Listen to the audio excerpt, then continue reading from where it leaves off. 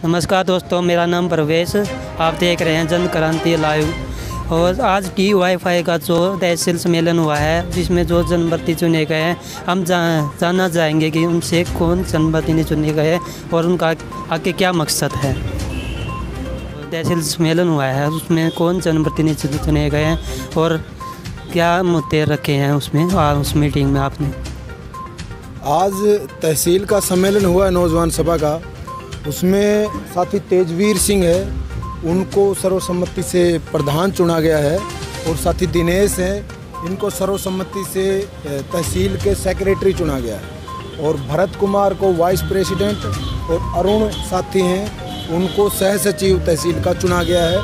11 सदस्यीय कमेटी का चुनाव सर्वसम्मति से किया गया है। सरकार नौकरियां देना नहीं चाहती। अगर सरकार की नीयत नौकरियां देने की है तो अकेले हरियाणा में 9 लाख से ज़्यादा कर्मचारियों की ज़रूरत है। दैनिक भास्कर की एक रिपोर्ट है जिसमें साफ साफ लिखा हुआ कि 9 लाख कर्मचारियों की हरियाणा में ज़रूरत है। केवल 3 लाख कर्मचारी इस टाइम पे काम कर रहे हैं, यानी 6 लाख से ज़्यादा पद अकेले हरियाणा में खाली पड़े हैं। अगर सरकार की नीयत नौकरी देने की हो, भर्तियां निकालने की हो, लेकिन सरकार जितनी भी भर्तियां निकाल रही है, आप देख रहे हैं उन भर्तियों में फर्जीवाड़ा हो रहा है।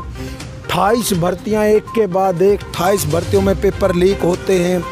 अब सरकार एक पेपर तक ठीक से नहीं करवा पा रही, तो ये कैसे हम माने कि सरकार की नीयत साफ है। सरकार नौजवानों को उलझाए रखना चाह रही है, अलग अलग बातों में, अलग अलग मुद्दों के ऊपर, जाति और धर्म के मसलों के ऊपर एक दूसरे के खिलाफ खड़ा करना चाहती है। रोज़गार के मुद्दों को दबा देना चाहती है। बड़ी बड़ी कंपनियों के लिए सस्ते मजदूर तैयार करना चाहती है। बड़ी कंपनियों की सेवा में सरकार लगी हुई है। बड़ी कंपनियों के लिए नौजवान पढ़ी लिखी युवा पीढ़ी को गुलाम बना रही है, बड़ी बड़ी कंपनियों के लिए। तो क्या क्या कार्यक्रम रहेगा आपका?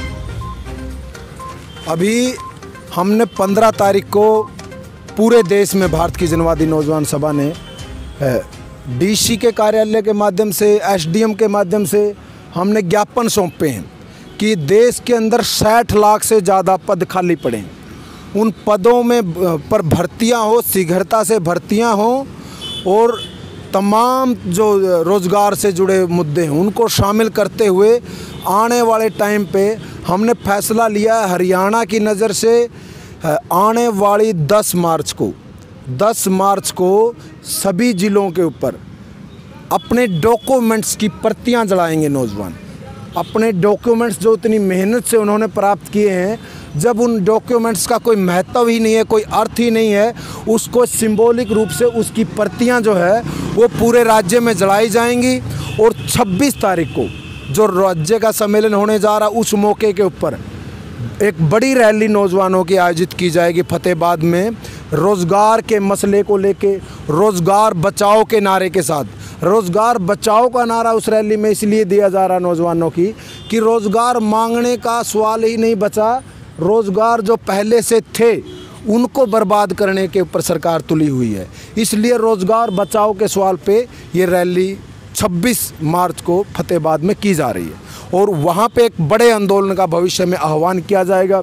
दूसरे तमाम छात्र युवाओं को, संगठन को साथ में लेते हुए पूरा एक प्रदेश स्तरीय आंदोलन खड़ा करने का प्रयास किया जाएगा। ये जो रोज़गार की बात है ना, अपने पहले आंदोलन होते थे या कोई आवाज़ उठती थी कि आंदोलन मतलब रोज़गार दिए जाएं।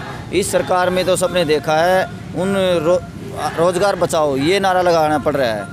तो आपको पता हो, पहले शायद एक 35 आदमी पे एक सरकारी कर्मचारी होता था, और आज मेरे ख्याल में, जो मैं अगर सही आंकड़ा बता रहा हूँ, तो शायद 95 पे एक सरकारी कर्मचारी कर रहा है।